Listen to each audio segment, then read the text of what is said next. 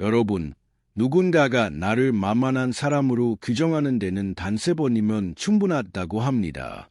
웃는 얼굴, 무조건적인 양보, 거절하지 못하는 태도. 이 세 가지가 나를 쉽고 만만한 사람으로 만들어 버리죠. 그 중에서도 가장 슬픈 일은 내가 진심으로 베푼 친절이 상대에게는 고마움이 아니라 당연한 권리로 바뀌어 버린다는 겁니다. 요즘 세상이 어떤가요? 진심으로 잘해줘도 그 마음을 고마워하기는커녕 이 마음을 이용하려는 사람들이 참 많습니다. 여러분도 비슷한 경험 있으신가요? 며느리나 사위는 필요할 때만 찾아와 손주봐 달라. 돈 빌려 달라 하고 정작 내가 아프거나 힘들 땐 모르는 척합니다. 알고 지낸 친구들도 내가 밥 사주고 먼저 연락하면 그때뿐이고 막상 부탁할 일이 생기면 미안. 내가 요즘 바빠서라며 슬쩍 피해버립니다. 나는 분명 좋은 마음으로 시작했는데 결국 남는 건 상처뿐입니다. 이럴 땐 자괴감만 쌓여가죠. 주변 사람들은 오히려 내 배려를 힘이 없어서 져주는 것이라고 착각하는 것 같습니다. 이렇게 가다가 남은 인생 내내 남들 눈치만 보다가 내 자존심은 바닥으로 떨어질 것 같아 두렵기도 합니다. 하지만 여러분, 이것을 바꾸면 나를 무시하던 사람도 신기하게도 태도를 바꾸고 예의를 갖추기 시작합니다. 화를 낼 필요도 목소리를 높일 필요도 없습니다. 싸울 필요는 더더욱 없죠. 오늘 이 영상에서는 무례한 사람의 태도가 변하는 방법과 나를 귀한 사람으로 다시 세워주는 품격 있는 방법에 대해 알려드리겠습니다. 이 영상을 끝까지 보신 뒤 오늘부터 실천해 보세요. 이 한 가지의 깨달음이 여러분의 인생을 그 누구보다 품격 있고 당당하게 바꿔줄 것입니다. 품격 있는 대화의 기술을 놓치지 않으려면 지금 구독과 좋아요를 눌러주세요. 여러분의 삶의 은은한 지혜의 등불을 밝혀드리겠습니다. 그럼 시작하겠습니다. 첫 번째, 설명할수록 을이 되는 관계. 여러분, 혹시 누군가의 부탁을 거절할 때 이런 적 있으신가요? 아유, 미안해서 어쩌지. 내가 그날 병원 예약이 있어서 허리가 너무 아파서 도저히 못 갈 것 같은데 상대방이 기분 나빠할까 봐 혹은 내가 매정한 사람으로 보일까 봐 구구절절 이유를 설명했던 적 말입니다. 우리는 이걸 배려라고 생각합니다. 상대를 납득시켜야 한다고 믿으니까요. 그런데 정말 그럴까요? 두 분의 이야기를 비교해 보세요. 같은 복지관을 다니시는 이 여사님과 정 여사님이 있었습니다.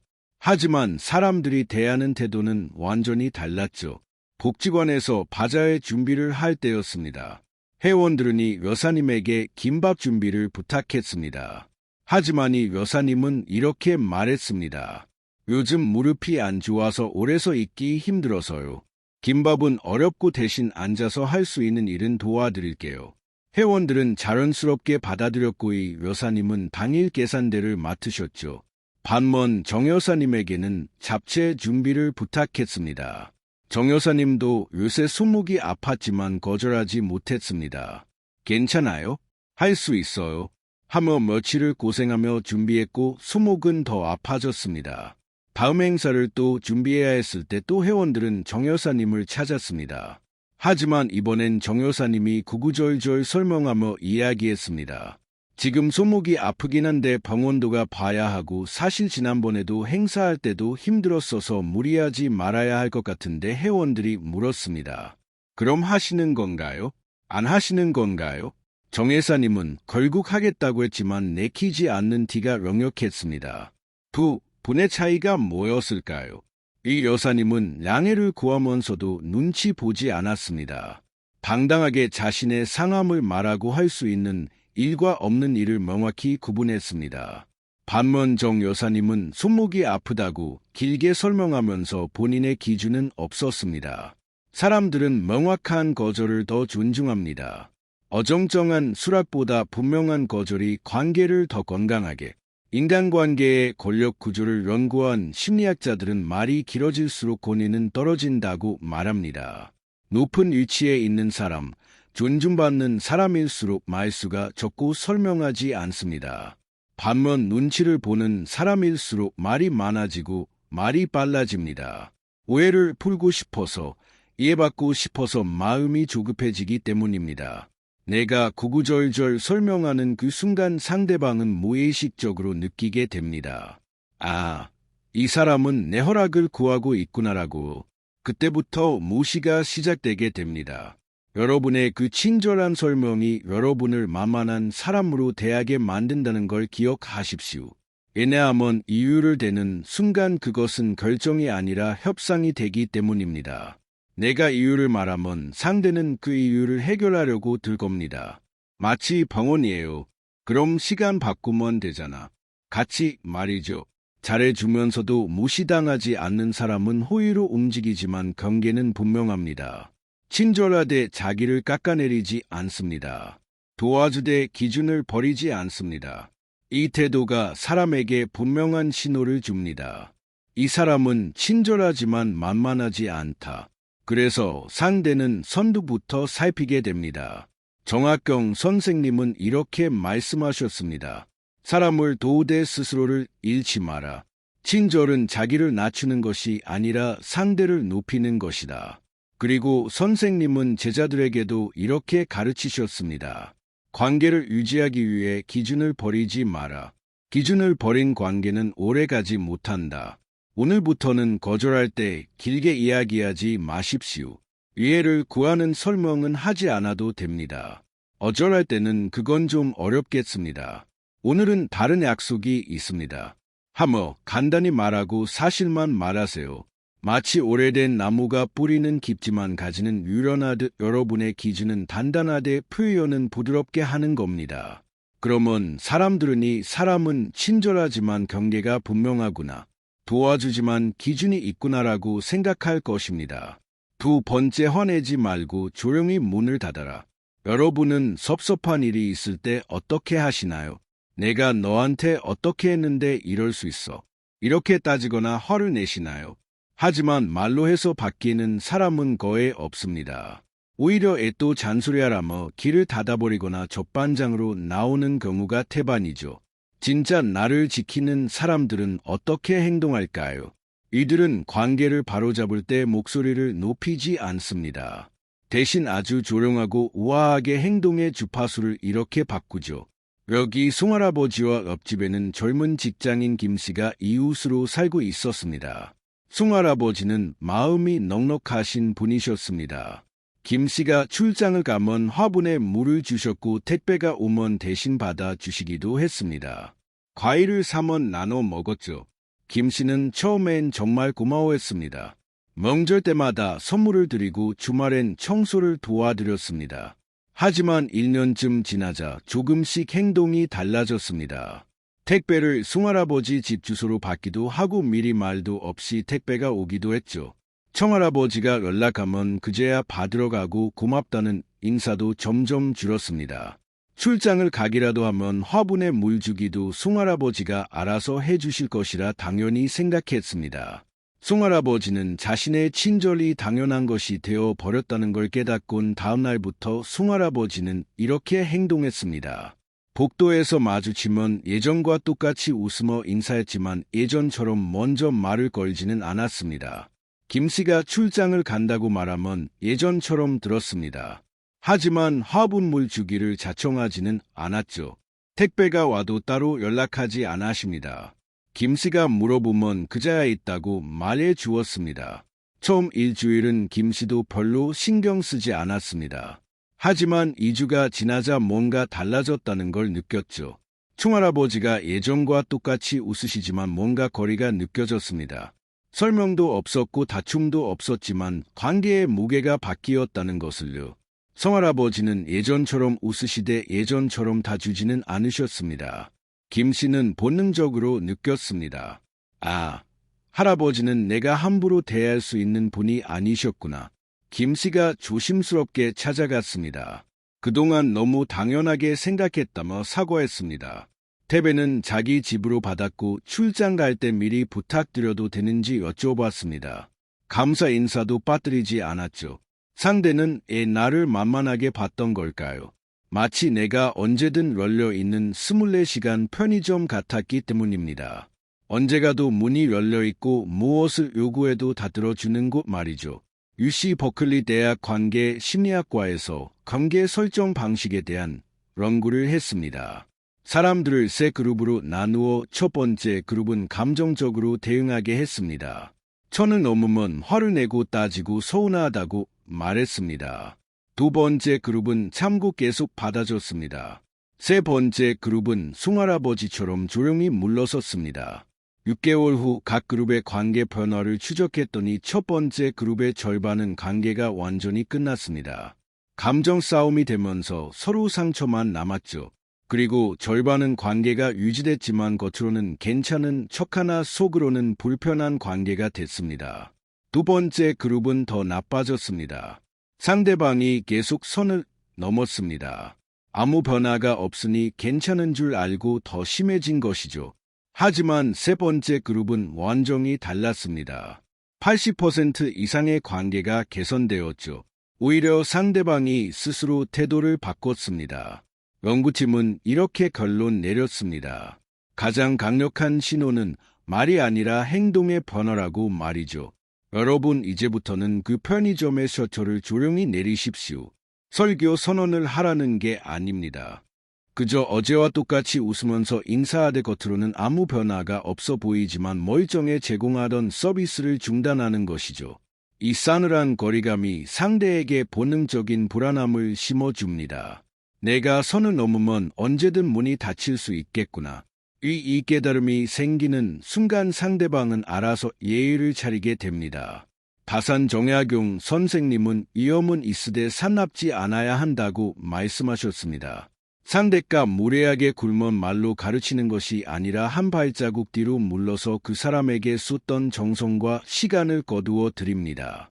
서명 없는 그 침묵의 물러섬이 100마디 훈계보다 더 무서운 해초리가 되는 것이죠. 오늘부터는 누군가 선을 넘었을 때 감정적으로 반응하지 마십시오. 부탁을 하면 예전처럼 고려하되 예전처럼 무조건 들어주지는 마십시오. 내가 나를 귀하게 여겨 아무나 들어올 수 없게 문턱을 높이십시오. 그러면 남들도 비로소 그 문턱 앞에서 옷깃을 여미고 들어오게 될 것입니다. 세 번째 품격은 일관성에서 나온다. 여러분 주변에 이런 사람 있으신가요? 마치 번덕스러운 봄날 날씨처럼 하루에도 12번씩 바뀌는 사람 말입니다.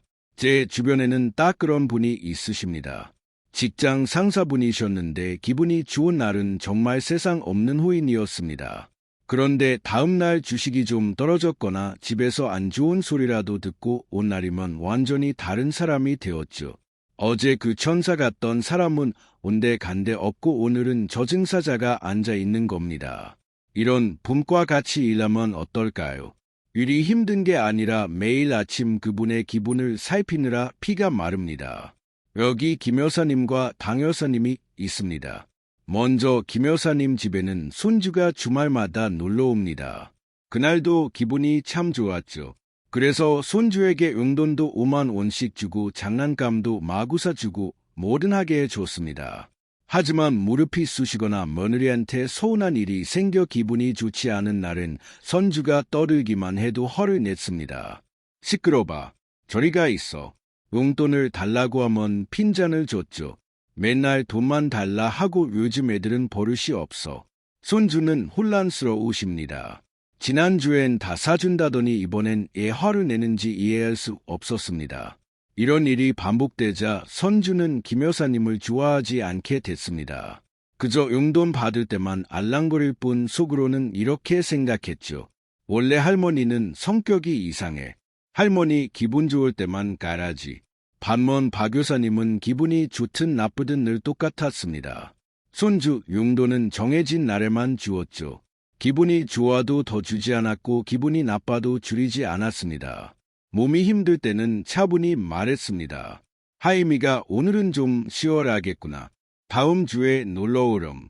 화를 내지도 않고 그저 자기 상태를 담하게 전했습니다. 손주들은 박 교사님을 어려워하면서도 믿었습니다. 우리 할머니는 언제나 그 자리에 있는 나무 같은 분이라 생각했습니다. 우리는 내 기분을 솔직하게 표현하는 게 가족끼리 편한 것이라고 생각합니다. 하지만 심리학적으로 보면 이것은 가장 위험한 폭력일 수 있습니다. 미국 캘리포니아 주립대 연구팀이 인간관계에서 가장 큰 스트레스를 주는 요인을 조사했더니 놀랍게도 무능함이나 비판이 아니었습니다. 관계에서 가장 큰 스트레스를 주는 요인은 바로 예측 불가능성이었습니다. 상대가 언제 화를 낼지, 언제 웃을지 모르는 상황일 때 뇌에서는 코르티솔이라는 스트레스 호르몬이 가장 많이 분비되는 것이죠. 우리는 예측 불가능한 사람들을 어려워하게 됩니다. 이건 존경해서가 아니라 오늘은 또 어느 장단에 맞춰야 하나 하며 불안해하는 마음 때문인 거죠. 정약용 선생님은 아들에게 보낸 편지에서 이렇게 경계하셨습니다. 무릇 심지가 굳은 사람은 갑작스러운 기쁨에도 가볍게 웃지 않고 뜻밖의 노여움에도 비명 지르지 않는다. 선생님은 이것을 부동심이라고 하셨습니다. 흔들리지 않는 마음을 뜻합니다. 선생님은 18년 유배 생활 동안 수없이 힘든 날을 보내며 기쁜 소식을 들은 날도 있었고 슬픈 소식을 들은 날도 있었습니다. 하지만 아들들에게 보내는 편지는 언제나 한결같았죠. 선생님은 제자들에게도 오늘 몸이 좋다고 많은 가르침을 주지 않고 몸이 안 좋다고 제조를 내쫓지도 않으셨습니다. 늘 똑같은 분량의 가르침, 늘 똑같은 언어로 대하러 제자들은 선생님을 순례했습니다. 또한 논어에는 공자가 가장 아꼈던 제자 안연을 칭찬하는 대목에서 공자는 안연의 으뜸 가는 덕목으로 불천노를 꼽았습니다. 즉 자신의 노여움을 남에게 옮기지 않는다는 뜻이죠. 밖에서 빼맞고 집에 와서 화풀이하지 않는 것, 내 몸이 아프다고 해서 자식에게 짜증내지 않는 것, 공자는 이것이 인간이 도달할 수 있는 최고의 인격이라고 보았습니다. 오늘부터 거울을 보며 다짐하십시오. 네, 기분이 태도가 되지 말자. 기분이 좋을 때도 한 템포 낮추고 화가 날 때도 한 템포 멈추십시오. 마치 오래된 느티나무가 바람이 불어도 흔들리지 않듯 여러분의 태도도 기분에 흔들리지 않는 겁니다. 마음이 흔들리지 않아야 비로소 사람이 보입니다. 여러분이 언제나 일관된 태도로 사람을 대할 때 상대방은 비로소 안심하고 쉴 수 있습니다. 예측 가능한 사람, 언제나 한결같은 사람, 그것이 우리가 갖춰야 할 최고의 매력이자 품위입니다. 네 번째, 언제든 부를 수 있는 사람이 되지 않을 것. 여러분은 혹시 이런 별명 들어보셨나요? 오분백이죠. 이런 분들은 자식이 엄마 이번 주말을 갈게 하면 잡혀있던 친구 약속도 다 취소하고 장을 봐놓고 전화기만 쳐다보며 기니다. 혹은 친구가 심심하다고 전화하면 하던 일을 멈추고 받아주며 나 시간 많아 나올래 하곤 합니다. 우리는 이걸 사랑이고 배려라고 생각합니다. 내가 언제든 그들 곁에 있어 주는 든든한 나무가 되고 싶으니까요. 하지만 이상하죠. 그 언제나 비어있는 시간이 나를 가장 가볍게 만듭니다. 사람은 참 간사합니다. 언제든 가질 수 있는 것은 귀한 줄 모르죠. 내가 그들을 위해 시간을 비워두면 비워둘수록 상대방은 나를 할 일 없는 사람, 내가 필요할 때 찾는 쉬운 사람으로 인식하게 됩니다. 그렇다면 진짜 힘은 어디서 나올까요? 제가 들은 두 분의 이야기가 있습니다. 박 선생님은 은퇴 후 오직 자식들만 바라보고 사시는 분입니다. 만약 아들이 아버지 이번 주는 바빠서 못 가요 하면 그래 다음엔 꼭 와라 하며 서운해하셨고 주말 내내 TV만 보며 무기력하게 계셨죠. 그러다 보니 아들은 아버지를 우리가 안 가면 외로운 불쌍한 아버지로 여겼고 갈 때마다 의무감에 짓눌려 짜증을 냈습니다. 만날수록 아버지는 눈치를 보고 아들은 효도가 짐이 되는 악순환이었죠. 반면 제 선생님은 달랐습니다. 아들이 이번 주말에 갈까요? 물으면 이렇게 답하십니다. 이번 주는 내가 바쁜데 등산 모임도 있고 센터도 가야 해서 시간이 안 맞네. 다음 주에 보자. 사실 별일 없으셨을 수도 있습니다.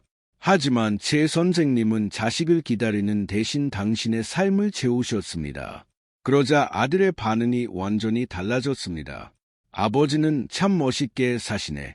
미리 약속 잡고 가야겠다. 아들은 아버지를 돌봐드려야 할 대상이 아니라 존경스러운 어른으로 대우하기 시작했습니다. 당신의 시간이 귀해지니 자식도 당신의 시간을 함부로 쓰지 못하게 된 겁니다.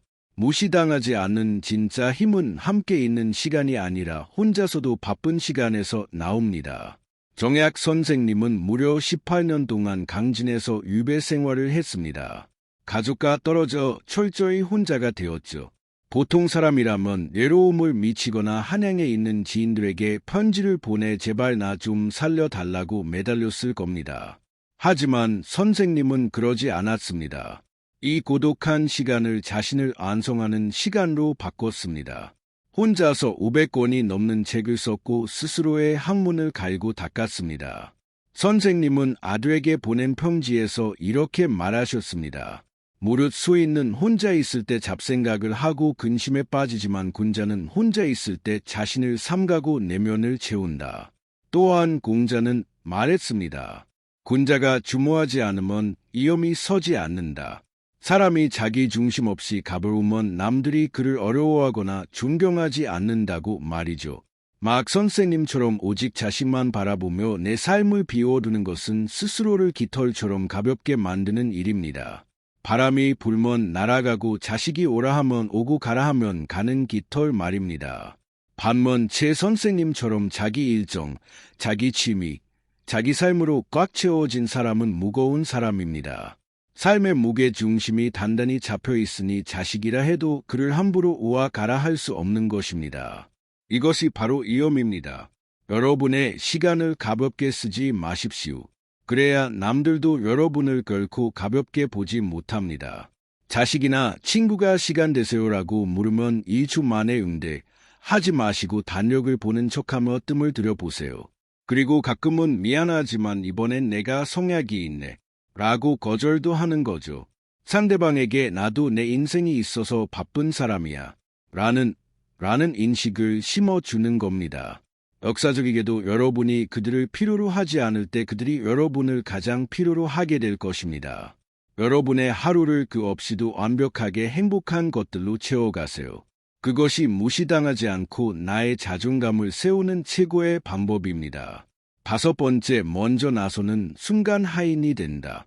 여기 부산에 사시는 67세 김명자 권사님의 사연을 들려드리겠습니다. 김 권사님은 성격이 참 부지런하신 분이셨습니다. 교회에서 누가 시키지 않아도 예배가 끝나면 의자를 정리하고 식사가 끝나면 제일 먼저 고무장갑을 끼고 설거지를 하셨습니다. 처음 1년은 교인들이 권사님 덕분에 죄가 편해요. 정말 천사가 되세요. 라며 칭찬했습니다. 2년이 지나자 사람들은 김 권사님이 하시겠지 생각하며 움직이지 않으십니다. 그리고 3년쯤 지나자 이런 일이 생겼습니다. 김 권사님이 몸살이 심하게 나서 예배를 빠지게 된 날이었습니다. 권사님은 사람들이 내가 아파서 걱정하겠지라고 생각했죠. 하지만 다음 주 교회에 갔더니 한 집사님이 대뜸 이렇게 불평하는 겁니다. 아니, 권사님 지난주에 애 안 나오셨어요. 권사님이 없어서 우리가 설거지했어요. 김 권사님이 아팠다는 것 관심도 없었죠. 그날 권사님은 깨달았습니다. 자신이 먼저 나서서 도운 모든 것이 감사의 대상이 아니라 어느새 의무가 되어 버렸다는 것을요. 혹시 여러분의 이야기는 아니셨나요? 이런 일이 생기는 걸까요? 심리학에서는 이를 자발적 하인 증후군이라고 부릅니다. 사람의 뇌는 참 간사해서 요청하지 않았는데 공짜로 주어지는 것은 가치가 없다고 판단해 버리죠. MIT 조직 심리학 연구에 따르면 똑같은 도움을 줘도 평가가 완전히 갈린다고 합니다. 상대가 도와주세요라고 부탁했을 때 도와준 사람은 능력 있고 고마운 사람, 귀한 시간 내줘서 고마운 사람, 즉 은인으로 존중받게 됩니다. 하지만 묻지도 않았는데 내가 해줄게라며 먼저 나서는 사람은 또 해주시겠지 하며 당연시 여기게 되고 할 일 없고 만만한 사람으로 취급받게 됩니다. 연구는 더 충격적인 사실을 밝혀냅니다. 먼저 나서서 도와주는 사람은 시간이 지나면 3가지 낙인이 찍힌다고 합니다. 첫째, 한가한 사람. 먼저 나서는 걸 보니 할 일이 별로 없나 봐. 둘째, 능력 없는 사람, 자기 존재감을 드러내려고 저러는구나. 셋째, 아래 사람. 저렇게 헌신하는 걸 보니 우리보다 아래 사람이구나. 잔인하지만 이것이 현실인 것이죠. 김 권사님의 경우가 정확히 후자였습니다. 누가 부탁하지도 않았는데 먼저 나서서 의자 정리, 장소 예약, 설거지 등 모두 스스로 나서서 한 일이었죠. 사람들은 처음엔 감사했지만 자연스레 속으로 이렇게 생각하게 됩니다. 권사님이 하고 싶어서 하는 거구나. 우리가 부탁한 것도 아닌데 시간이 많으신가 봐. 그럼 계속 하시겠지. 전용 선생님도 유배지 초기에는 마을 사람들을 위해 발벗고 나서서 농사법을 가르치고 병을 봐주셨습니다. 하지만 1년이 지나자 사람들이 나중에는 인사도 없이 당연하다는 듯이 찾아와 선생님 이것 좀 해주세요 하며 맡겨 놓은 보따리 내놓으라는 듯 굴더랍니다. 선생님은 그때 깨달으셨습니다. 내가 먼저 준 것이 화근이구나. 그날부터 선생님은 사람들이 부탁할 때까지 기다리셨습니다. 어떤 이가 농사 문제로 고민하는 것을 보셨지만 먼저 나서지 않으셨습니다. 그 사람이 직접 찾아와 선생님 가르쳐 주십시오라고 할 때 비로소 한마디 도와주셨습니다. 그러자 사람들은 그 한마디를 천금처럼 귀하게 여기고 선생님을 더 존경하게 되었습니다. 정약용 선생님은 제자들에게 이렇게 가르치셨습니다. 먼저 나서서 도우면 하인이 되고 부탁받고 도우면 은인이 된다. 군자는 상대가 입을 뗄 때까지 기다릴 줄다. 또한 이렇게 말씀하셨습니다. 사람은 쉽게 얻은 것을 기이 여기지 않는다. 먼저 나서서 주는 도움은 공기처럼 당연해진다. 부탁하고 얻은 도움이 진짜 감사의 대상이 된다. 여러분, 이제부터는 현명하게 도와주십시오. 먼저 나서지 않고 상대방이 부탁할 때까지 기다리는 겁니다. 그래야 상대는 감사한 마음이 듭니다. 이 기다림의 시간이 여러분을 쉬운 사람에서 귀한 사람으로 바꿔놓을 것입니다. 기억하십시오. 먼저 나서는 친절은 공기처럼 잊혀지지만 요청받은 친절은 선물처럼 기억됩니다. 오늘 우리는 무시방하지 않고 품격 있게 사는 5가지 지혜를 나눴습니다. 정약용 선생님은 이렇게 말씀하셨습니다. 사람을 대화되 온화하라. 하지만 원칙을 지키되 완고하지 마라. 이 둘의 균형이 진짜 어른의 도다. 여러분, 우리는 평생을 착한 사람이 되기 위해 노력하며 살았습니다. 남에게 싫은 소리 못하고 내가 좀 손해보더라도 무시며 넘기는 것이 미덕이라 배웠죠. 하지만 그 지나친 착함이 때로는 나를 멍들게 하고 상대방을 무례하게 만들었습니다. 기억하십시오. 착한 것과 만만한 것은 다르고 친절한 것과 비굴한 것은 다릅니다. 이제는 착한 사람이라는 껍데기를 벗어던지고 귀한 사람이 되셔야 합니다. 귀한 사람은 남에게 맞추느라 나를 깎아내리지 않습니다. 귀한 사람은 나의 친절을 아무에게나 헐갑에 넘기지 않습니다. 집주인이 대문을 홀짝 열어놓고 아무나 들어오게 하면 그 집은 곧 흙발로 더러워집니다. 내 인생이라는 집도 마찬가지입니다. 아무리 자식이라도 아무리 친한 친구라도 허락 없이 내 감정의 안방까지 들어와 희적게 두지 마세요. 운단속을 하고 친절하게 맞이하되 함부로 대하는 사람은 단호하게 내보낼 수 있는 주인의 권위를 가지십시오. 바산 정약용 선생님은 이렇게 담보하셨습니다. 스스로를 귀하게 여기는 마음이 없으면 남도 나를 귀하게 여기지 않는다. 여러분이 여러분 자신을 가장 먼저 대접해 줄 때 세상도 비로소 여러분에게 예의를 갖출 것입니다. 부디 오늘 이 영상이 그동안 사람 때문에 상처받고 억울했던 여러분의 마음에 작은 방패가 되었기를 소망합니다. 이제부터는 남들 눈치 보느라 쓰던 에너지를 오직 나 자신을 사랑하는 데 사용하십시오. 여러분은 그럴 자격이 충분한 아주 귀한 분입니다. 지금까지 현인의 등불이었습니다. 오늘의 이야기가 도움이 되셨다면 구독과 좋아요 부탁드립니다.